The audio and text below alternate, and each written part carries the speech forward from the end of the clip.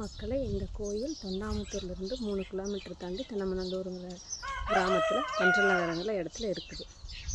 இந்த கோயிலோட சிறப்பு என்னென்னா, சங்கடகரா சதுர்த்தி, பௌர்ணமி பூஜை இங்கே நடக்குது. இங்கே கல்யாணம் ஆகாதவங்க, தோஷம் இருக்கிறவங்க வந்து பூஜை பண்ணி சாமி கும்பிட்டு போனால் நல்லது நடக்கும். அதனால் அனைவரும் வந்து சங்கடகரா சதுர்த்தி, பௌர்ணமி பூஜையில் கலந்துக்குங்க. நீங்கள் ஸ்பெஷலாக வந்து பூஜையும் பண்ணிட்டு போகலாம். இதுக்கு செலவுகள் எல்லாம் அதிகம் கிடையாது. பூஜை பொருட்கள் மட்டும் வாங்கிட்டு வந்து பூஜை பண்ணிட்டு போகலாம்.